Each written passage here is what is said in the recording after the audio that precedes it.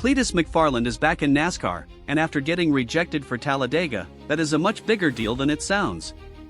Because just a few days ago, the whole conversation around Cleetus was whether NASCAR had basically told him to slow down, go back, and prove more.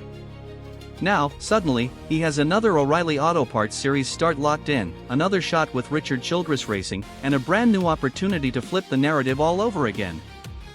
So, today, we're going to break down how the Talladega approval controversy exploded, why that debate became way more emotional than just one driver getting denied, how Cleetus actually performed in the race that started changing minds around him, why Kyle Petty's reaction mattered more than people realize, and then we'll get into the big reveal, his massive return at Nashville Superspeedway, what he said about it, and what we should actually expect from him next.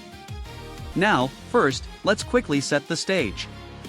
Cleetus McFarland, real name Garrett Mitchell, is not some random internet guy who suddenly woke up and decided to race NASCAR. He is one of the biggest automotive creators in the country, with millions of followers, years of motorsports content behind him, and enough crossover appeal to make the sport pay attention every time he shows up.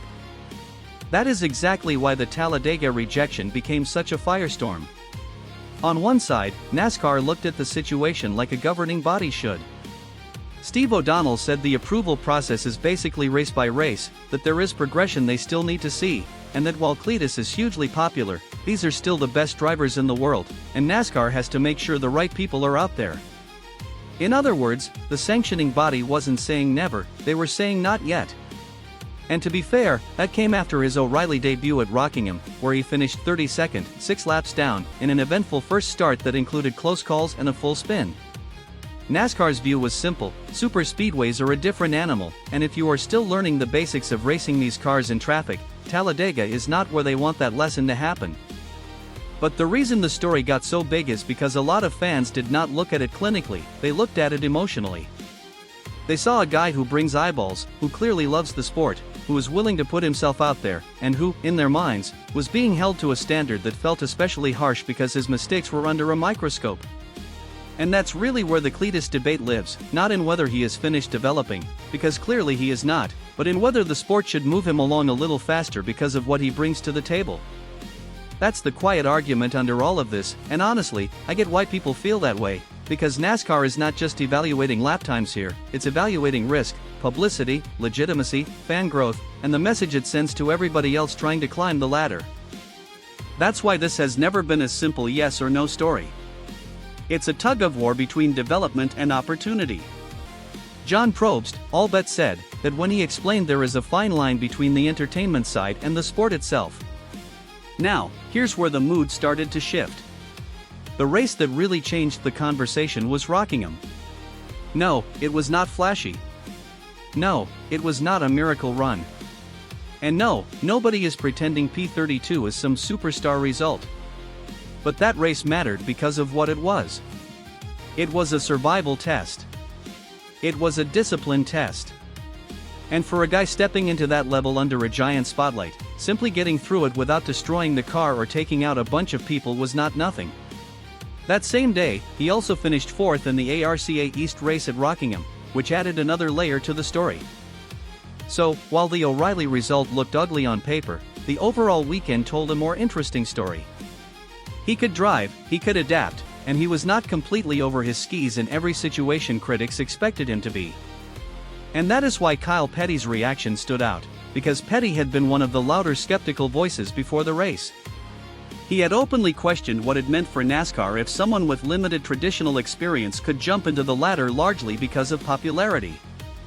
He basically argued that NASCAR is elite, that it is a professional sport, and that the following should not substitute for the process. Then, Rockingham happened, and afterward, Petty changed tone. He said, if you're going to criticize, you've got to give credit. And then went further by saying Cleetus did what he needed to do, that he did not tear anything up, did not really get in anybody's way, and that it was enough to shut up guys like me. That is a huge line, because it tells you the criticism did not disappear, but it did evolve. It went from why is he here, to okay, maybe there's something workable here. And in NASCAR, that kind of shift matters. This sport does not hand out respect easily, especially to outsiders. It really doesn't. If a veteran voice like Kyle Petty is willing to say, in effect, I doubted him, and now I have to acknowledge what he did, that means the conversation has moved. Maybe not fully, maybe not permanently, but it has moved. Cleetus himself helped that tone shift, too. After rocking him, his reaction was basically the right one. He didn't try to oversell it. He didn't act like he had conquered the series. He admitted he got beat up by the race, and the message was essentially, I got my butt kicked, but I finished. That sort of honesty actually plays well in stock car racing, because people can sniff out fake confidence from a mile away. And then came Kansas. This is important, because even though the title story here is about Talladega rejection and Nashville return, Kansas quietly added fuel to the pro-Cleetus side of the argument. In the ARCA race there, he was running inside the top 10 before the engine let go. On3 reported him as running 10th when the motor failed, while Motorsport noted he had worked up from 25th on the grid and reached as high as 7th before the problem fully went bad. That is not a final result people will remember, but it absolutely is the kind of mid-race pace people inside the sport notice. And his reaction to that failure actually fit the whole story of his season. He didn't sound crushed, he sounded encouraged. He called the performance a win because he made it more than 75% of the distance, had a blast, and saw the top 10 pace as proof that he is going the right direction. That matters, because again, the entire approval debate is about progression. NASCAR literally said it is race by race. So, if the sport is looking for progress, Kansas gave him some.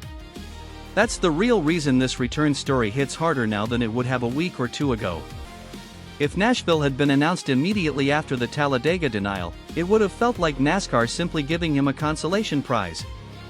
But with rocking him in the rearview and Kansas showing more pace before the engine disaster, Nashville feels more like the next step in an actual plan. And before I get to that reveal, quick favor. If you're enjoying this kind of NASCAR breakdown, hit like, share the video, and subscribe to NASCAR Central. We're just over 4,000 subscribers. We're trying to push this channel hard, and on this one, let's go for 100 likes. It really helps get these videos in front of more NASCAR fans.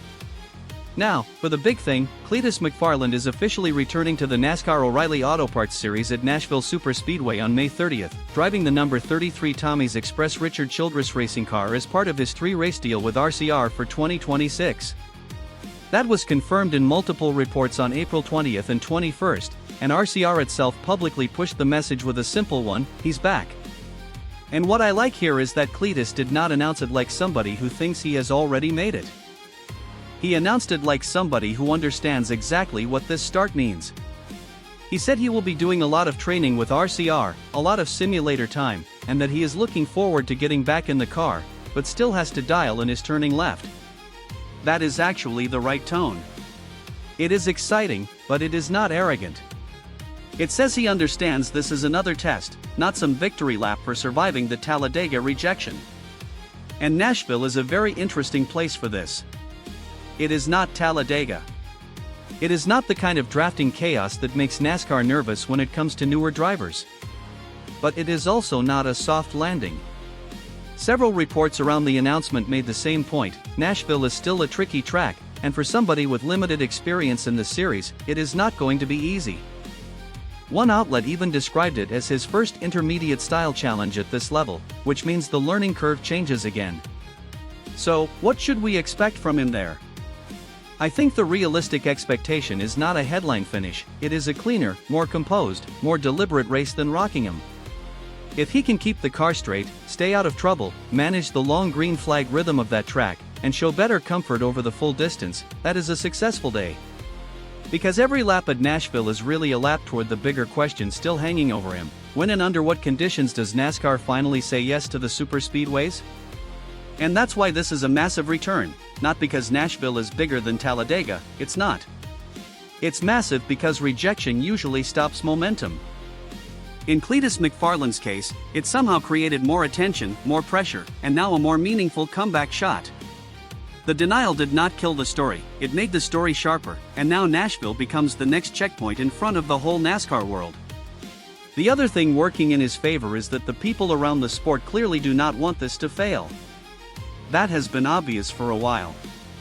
NASCAR has not slammed the door, RCR has stayed in his corner. Steve O'Donnell framed this as progression, not punishment. John Probst said they like Cleetus and appreciate what he has done for the sport. Even the criticism from people like Kyle Petty has shifted from dismissal to a more honest prove-it-to-me tone. That is a very different environment than one where the garage has completely written you off. And if I'm being honest, that's probably the fairest way to look at where Cleetus stands right now. He has not earned universal belief.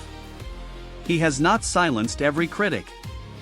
He is not being waved through on hype alone, but he has done enough to keep the opportunity alive. That matters, because a lot of drivers with less attention would have faded out of the conversation by now. Cleetus didn't.